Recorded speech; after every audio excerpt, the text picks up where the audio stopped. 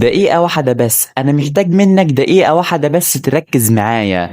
أنا عارف إنك فكرت كتير جدا في موضوع اليوتيوب ده، يمكن شفت الأرقام أو يمكن شفت النجوم ويمكن برضو شفت المشاكل والضغوطات.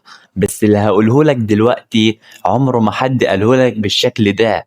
في الفيديو ده أنا مش جاي أقولك يلا ابدأ قناة وخلاص. الفيديو ده أنا جاي أوريك التمن أسباب اللي هتخليك مش بس تغير رأيك في صناعة المحتوى، لأ، ده هيخليك تندم إنك أنت ما بدأتش لحد دلوقتي. ولو مستعد تشوف الوش التاني لليوتيوب، الوش اللي محدش بيتكلم عنه كتير، الوش اللي فيه الحرية والنجاح الحقيقي اللي بيكمل، خليك معايا علشان التمن نقط دول بجد هيغيروا طريقة تفكيرك للأبد في اليوتيوب. ويلا نبدأ. السبب الأول إنه أنت مش بتعمل فيديو، أنت بتصنع أرشيف. الفيديو بتاعك ده هو نسخة رقمية منك، هتفضل شغالة 24 ساعة في اليوم و7 أيام في الأسبوع، بتفيد الناس وبيجيلك مشاهدات وانت نايم، مش شغال بتخلص في مجرد ما بتخرج من المكتب بتاعك. ده أثارك الرقمي اللي بيزيد قيمتك مع الوقت. طب يعني إيه؟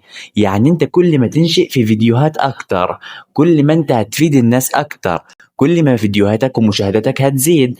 اما معظمنا بينشئ فيديوهات فعلا، انت بتعتمد على الارشيف بتاعك، الفيديوهات اللي قبل انها تجيب لك مشاهدات وانت نايم وخلاص، وده ولا عمره هيطور قناتك. والمشاهدات القديمة والفيديوهات القديمة ما عمرهاش هتجيب مشاهدات إلا وإنت رفعت الفيديوهات الجديدة. أما السبب التاني، اليوتيوب هيخليك تتطور غصب عنك. علشان تستمر لازم تتعلم مهارات جديدة وتتكلم قدام الكاميرا وتكتب سكريبتات وتعمل منتج احترافي وتسوق لنفسك بطريقة احترافية. تعرف ايه الناس اللي عايزاه؟ انت بتاخد كورسات شاملة ومجانية بمهارات في المستقبل، هتطلع من التجربة دي شخص تاني خالص. والله يعني تاني سبب انت ممكن لو نفذته نجاحك على اليوتيوب يزيد. اليوتيوب هيخليك تتطور غصب عنك مع استمراريتك فيه. يعني اللي يقولك اتطور قبل اليوتيوب، لا، اليوتيوب هيخليك تتطور وانت شغال عليه، علشان انت كل يوم في مشترك بيدخل لك، كل يوم حلمك بيطور، كل يوم فرحتك بتكبر، المشاهدين بيزيدوا، المشتركين بيزيدوا، ده كله بيعمل على التطوير. طب هل انت وضعك هيكون بالبداية قبل ما يدخل لك ولا جنيه من اليوتيوب زي لما دلوقتي بيدخل لك فلوس من اليوتيوب؟ لا طبعا. قبل ما يدخل لك كنت شغال بكاميرا، بعد ما دخل لك اكيد بدأت تشتري كاميرا وسوفت بوكس. زمان كان رينج لايت، دلوقتي بقى سوفت بوكس، سيت اب، مش عارف ايه، حاجات كتير جدا، برنامج مونتاج، ادارة قناة، الصوت، كل حاجة. علشان كده اليوتيوب هيخليك تتطور غصب عنك علشان انت تستمر، لان اليوتيوب لو ما طوركش عارف ان منشئ المحتوى هيسيبه. اما السبب الثالث، حرية المكان والزمان، المرونة المطلقة. انت مدير نفسك، بتعرف لو عايز تشتغل في كافيه من بيتك او حتى وانت مسافر، مفيش بصمة حضور وانصراف، مفيش مدير بيتحكم في وقتك، شغلك بإيدك هو وحريتك بإيدك. وده بينطبق على منصة اليوتيوب وقناتك الشخصية. انت بإيدك ممكن تنجحها وبإيدك ممكن ما تخليهاش تنجح. بإيدك ممكن ترفع فيديوهات علشان كل ما ترفع فيديو نجاحك يزيد، وبإيدك ما ترفعش ولا أي فيديو ونجاحك مش هيزيد. فده المثال اللي احنا قلناه بينطبق على قناة اليوتيوب، برضه مش هتشتغل لنفسك. فعلشان كده بقولك انت مهما ترفع فيديوهات، مهما نجاحك يزيد، تقدر تنجح بصورة أسرع. مهما انت ما رفعتش أي فيديوهات، ما طورتش قناتك، ما عملتش أي حاجة، ركنت نفسك على السبب الأول وهو انت مش بتعمل فيديوهات، انت كده هتفضل ثابت مكانك، مش هتتطور، مش هتقدر تنجح. وانت كده بتفضل مدير نفسك، عايز تنجح بإيدك، مش عايز تنجح برضو، دي حاجة ترجع لك. بس كده. أما السبب الرابع، شبكة العلاقات الاحترافية. انت هتتوقع انك هتكسب فلوس، بس انا ما كسبتش الحقيقة. هو انه شبكة العلاقات، انت هتبني شبكة مع المتابعين وصناع المحتوى الكبار اللي بيفكروا زيك. ممكن محادثة واحدة مع شخص يغير مسار حياتك المهنية كلها، وده حصل مع ناس كتير جدا. والله أنا شخص بقدم محتوى تعليمي، ممكن أروح أكلم شخص تاني بيقدم محتوى تعليمي وأكبر مني يفيدني وأخد من إفادته، وده هو السبب اللي هيكون في تغيير شبكة حياتي المهنية، وأبدأ قناة يوتيوب جديدة وأتطور. فعلشان كده أغلب منشئين المحتوى النهاردة بيقولك لما تبدأ قناة يوتيوب حاول إنك تبدأها مع منشئ محتوى زيك وبيتكلم عن نفس المحتوى اللي انتوا هتقدموه او غيره، مفيش اي مشكلة. بس ليه؟ علشان يكون في حاجة اسمها تطور، حاجة اسمها منافسة بيني وبينك زي كده، ومين اللي ينجح الاول وحاجات زي كده. فتحس فعلا انه انا محتاج كل يوم انشر فيديو، لان ده لو نشر هو اللي هيكسب وينجح الاول، فانا محتاج انجح قبله، اتفوق عليه، انشر قبله فيديو، انجح قبله. فتلاقي فعلا في عملية تطور ومنافسة مع البعض، فتلاقي في الموضوع منافسة وتطور. فده اللي خلى أغلب منشئين المحتوى ينجحوا بصورة أسرع، هي المنافسة. زمان كان في منافسة، أما دلوقتي ما عادش في منافسة نهائيا.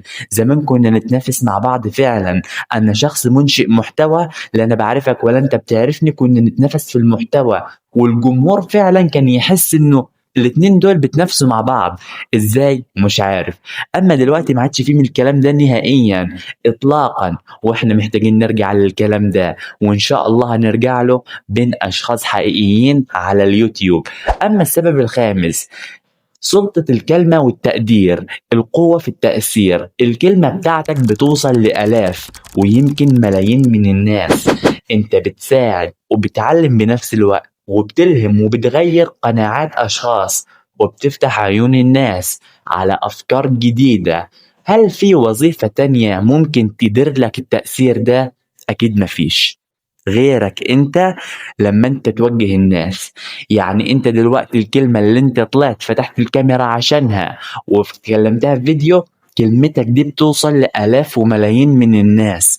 يمكن الكلمة اللي انت بتقولها تغير حياة ملايين من الأشخاص. فما تقولش ان انا عمال شغال على الفاضي، لا انت شغال وفي ناس بتتعلم منك، وكلمتك دي بتوصل لكل شخص وكل مشاهد دخل الفيديو، كلمتك وصلت له هو واخد بيها. وفي ناس بتاخد بكلام الاخرين، وفي ناس بتقول لك لا يا عمي ده مش نافعني ومش عارف ايه، وما بياخدوش بكلام الناس التانية. فعلشان كده انت كلمتك بتوصل، والكلمة اللي انت بتقولها لازم تكون حقيقية وصادق فيها فعلا، لانها بتوصل لآلاف وملايين من الاشخاص. اما السبب السادس، الخوف من الكاميرا. اكتسب الثقة من الناس. كتير مننا بخاف يتكلم قدام مجموعة، واليوتيوب هيخليك تواجه الخوف ده وتكسره كمان لما تشوف نفسك بتتطور وبتتكلم بثقة.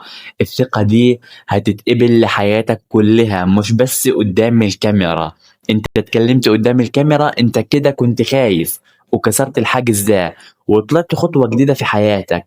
ففي البداية بتاعتنا احنا بنقول خايفين نتكلم قدام الكاميرا، او بنطلع قدام الكاميرا وبنتكلم واحنا خايفين. طب نعمل ايه؟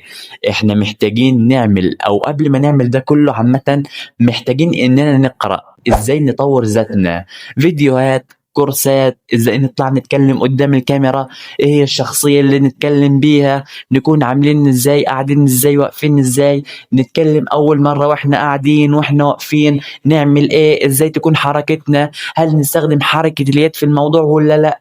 نبدأ نبحث ونتكلم عن الأفكار دي كلها وطرق الكلام دي كلها، ونشوف ازاي نطلع نتكلم قدام الكاميرا.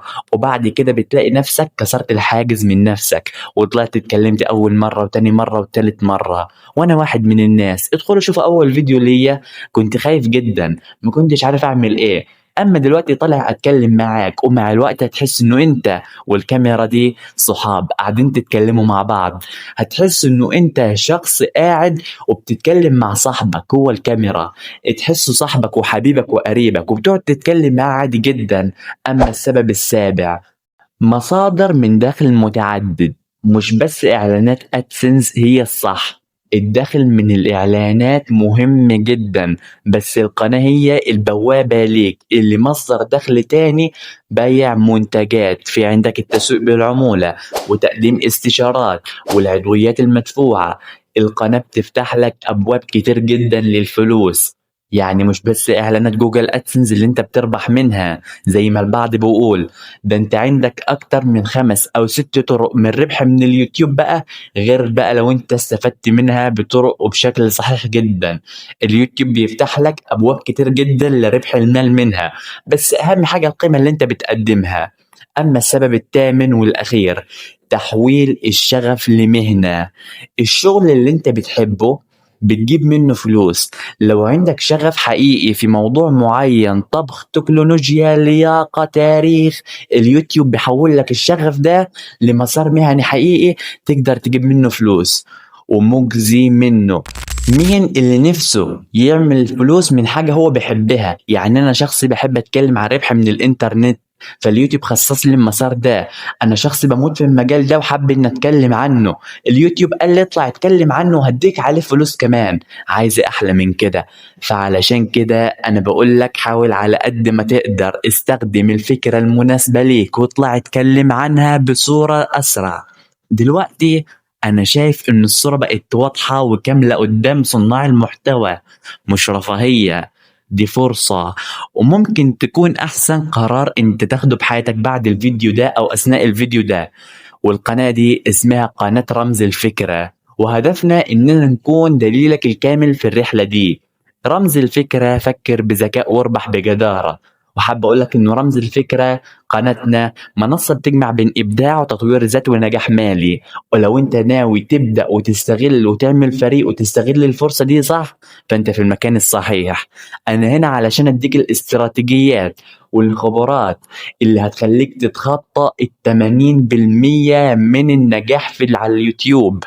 النجاح على اليوتيوب مش صعب جدا، لا ال1000 مشترك ولا ال4000 ساعة مشاهدة. انت ممكن تكون مصعبها، بس بصراحة اسهل منها مفيش. حابة خليك انت البطل على اليوتيوب، وما تضيعش وقت بقى، واعمل اشتراك في اليوتيوب دلوقتي على قناتنا وفعل زر التنبيهات علشان ما يفوتكش اي خطوات من رحلتنا في النجاح. مستني ايه؟ دي فرصتك وانا متحمس ايه اللي انت هتعمله.